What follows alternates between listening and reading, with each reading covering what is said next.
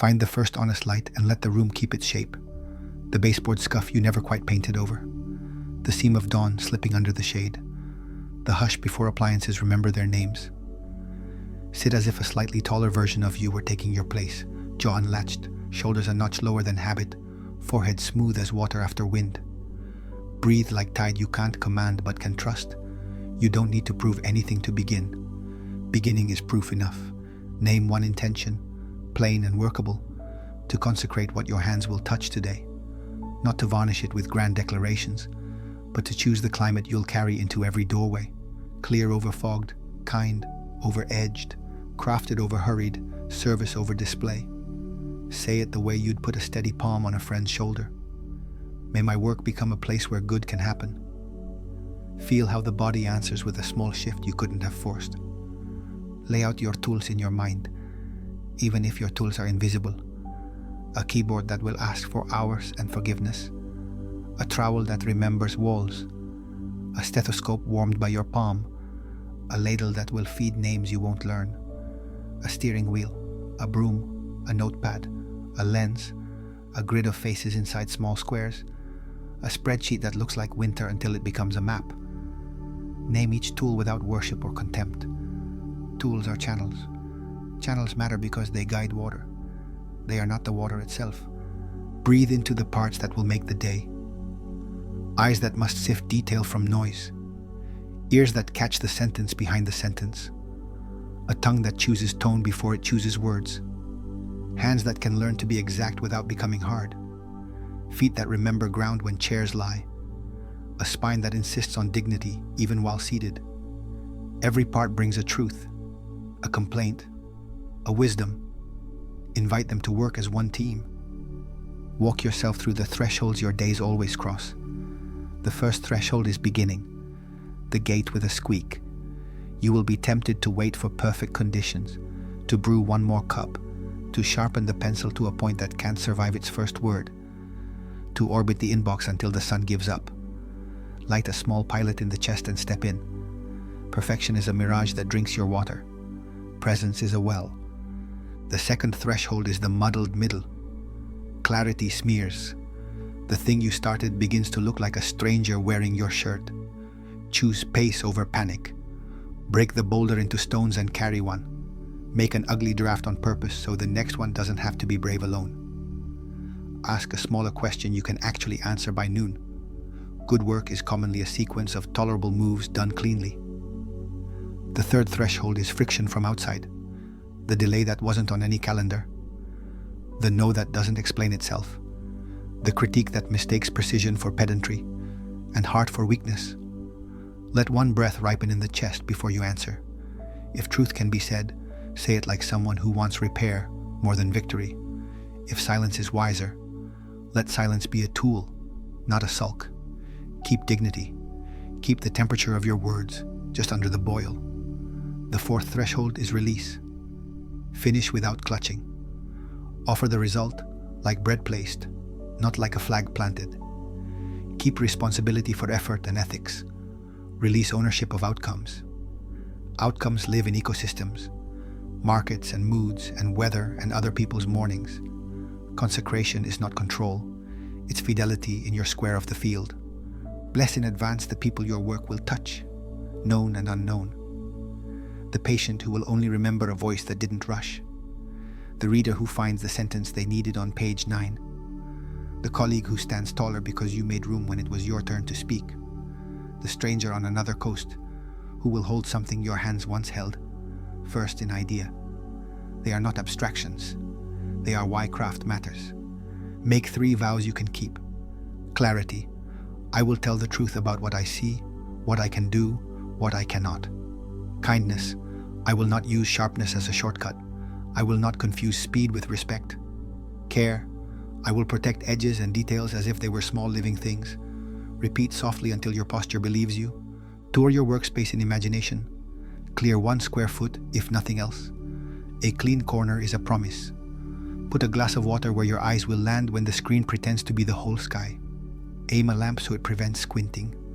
Lower 1 notification you do not need. Raise 1 plant to the level of light. Place a small stone where your palm can find it. Let it weigh you to the desk when your mind tries to float. Invite the ones who taught you, mentors with names, and the strangers whose paragraphs and recordings became ladders. Bow to them without shrinking. Bow to the mistakes that taught faster than praise ever did. You are not the sum of your errors. You are the craft, built with their lumber. Let gratitude do its quiet accounting. The grid that carried electricity, the road that carried the parcel, the hands that harvested the fiber in your shirt, the patch that didn't crash, the pencil that still makes an audible scratch. Consecration is honest about supply chains of mercy. Begin with the small ceremony of ignition. One page started, one bolt tightened, one call made that stops breeding dread. The smallest true action you can keep is the one that opens the gate. Feel how the second step becomes less expensive once the first is paid. When worry pulls a chair up to the desk and declares itself project manager, ask it for a list and a time frame. What must actually happen before noon? What can wait and still live? What will die if I do not touch it? Worry hates calendars. Put everything it says into boxes with dates. This shrinks monsters to mammals. Work as if you were laying a floor, plank by plank, checking the line, tapping the board into the groove. The rhythm matters more than the drama. Use a metronome sentence to steady the hand. Begin with clarity, proceed with kindness, end with care. Say it once each time you cross a threshold, the way carpenters lift eyes to the chalk line before they swing again. When the muddle thickens like weather, reduce scope instead of standards. Quality can remain precise while canvas shrinks. A masterwork of 1 square foot beats a mural of smears. Shrink the frame, keep the edge clean. If a meeting must happen, bring the climate with you. Arrive with a question that would make the room smarter, simply by being asked. Listen for what is being protected, not merely what is being said. Give credit the way a strong tree gives shade. Keep your no as clear as glass and as kind as bread placed on a table. Refuse the urgency of egos. Refuse the laziness of cynicism. Precision is a form of love. Set boundaries as acts of care, not acts of war. The line between deep work and shallow churn. The break that keeps the next 2 hours from becoming confetti. The message you will not check until the top of the hour. The door you close not against people but for a promise. Boundaries keep love from leaking into resentment. Practice a micro-Sabbath at every transition. 1 unhurried breath at the threshold. 1 glance at real horizon if you can borrow it. Skyline, tree line, hallway end, and if not, imagine 1. 1 sentence to reset the compass. It takes less time than a regret. Feed the vessel that carries your craft. Real food before performance food. Water before coffee before more coffee. Gravity before glory. Step outside when sentences tangle or the motor pings. Let a tree accuse you of being smaller than you are and forgive you anyway. Touch stone or bark and remember you are not built out of pixels.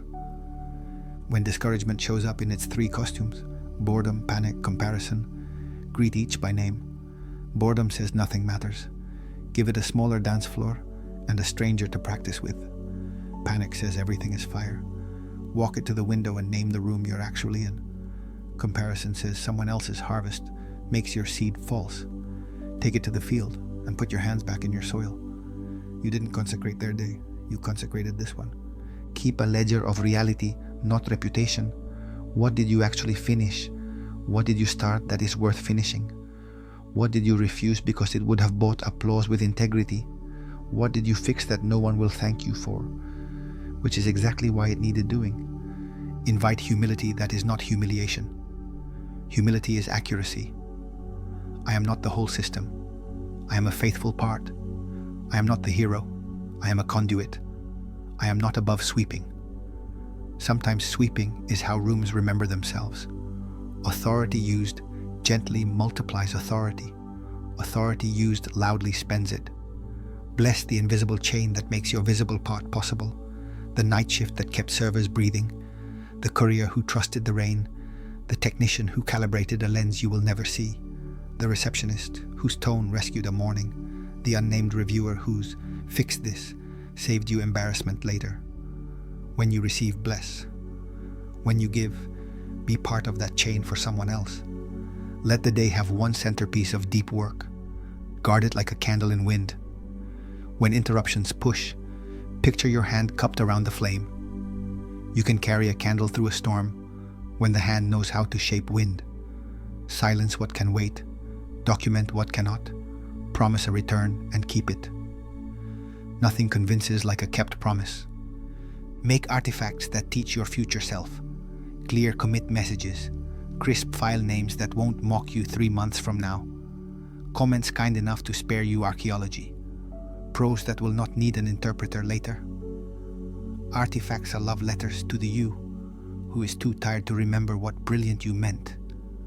When the afternoon tilts and blood sugar scouts mutiny, stand, walk to the sink, put your hands in water, look out a window, reset a lamp, stack 2 objects neatly. The brain believes the hand before it believes the thought. Order small things, and the mind stops shouting about the whole world. Offer a brief benediction over the people you serve by serving. May the bolt I tighten hold through winter. May the line of code be kind to the next pair of eyes. May the email carry less heat and more light. May the parcel arrive to hands that have been waiting. May the chair I design remember a spine. May the map not lie. May the food not run out. May the sentence not wound. May the door open easily for someone with full arms. If shame tries to chair a second meeting, you're late to everything. You started too far back. You don't deserve. Schedule it for never. Replace it with inventory and with craft. Shame is a foghorn with bad timing. Turn it off and listen for the quieter bell that actually keeps boats from breaking on rocks. Let joy, the quiet one, pass through unannounced. The click of a thing finally aligned. The file saved with a name that will make sense tomorrow. The email you didn't send and therefore didn't regret. The small laugh in a hallway that reset a team. Do not interrogate joy. Feed it a seat and a glass of water. Tell it there is room here. When conflict comes, hold fast to the difference between sharp and precise. Sharpness cuts people. Precision cuts problems. Use verbs that move things. Say what you can take responsibility for and what you cannot. Do not auction your nerves. Let the other party keep their dignity. You will need yours next week. Keep a later shelf where ideas can ripen instead of rot. Write the sentence and put it there. Not every good thought deserves today. A consecrated day has edges. Edges are not meanness. They are craft. Prepare to finish before you finish. Leave a breadcrumb note for tomorrow. What you were doing, why it mattered. The next true step small enough to take without courage. Close the loop on the thing that would have woken you at 3 a.m. Name it and put it on paper you trust. Brains love paper. They can see when light returns. Release the day in the same spirit you lit it. Clear the desk to the width of one hand. Put tools at ease. Turn the machine off with a nod, not a slam. Thank the parts that worked beyond their pay grade. The eyes that negotiated glare. The wrists that kept their oath. The back that stayed. The breath that kept showing up even when your schedule did its worst impression of weather. Bless the hours that obeyed and the hours that did not. Consecration doesn't guarantee ease. It guarantees companionship. Carry one image into the evening, a quiet room before sunrise, a single lamp, tools breathing like animals that trust you, a door you will open again on purpose. That room is not grand, it is honest. Sacred things prefer honesty over grandeur. If you must keep going, set a second consecration, smaller and humbler, so night work doesn't pretend to be a life. Give it a fence and a curfew. Let the body vote. When the vote is no, obey the electorate. Rest is not the enemy of excellence, it is its architect. Think of the ones downstream you will never meet. Let the thought be enough to brighten your pilot, light a shade. This is the justice of craft. Most of its blessings arrive beyond your line of sight. Hold the 3 vows once more. Clarity, so your work tells the truth. Kindness, so your work does not wound to prove it is sharp. Care, so your work survives being used by tired hands. Let them settle like anchors gently lowered, not slammed. Walk out of the room as someone who knows where the lamp is kept. Tomorrow will come with its weather. You will be tempted again by the mirage that drinks your water. You will have access again to the well.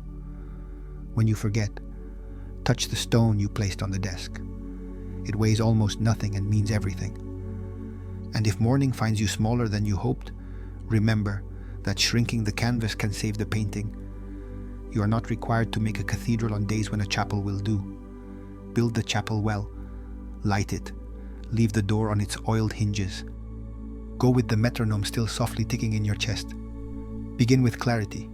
Proceed with kindness. End with care. Let the outcome find its own tide. Your part is to keep the pilot lit and the craft honest. That is more than enough to call this day sacred.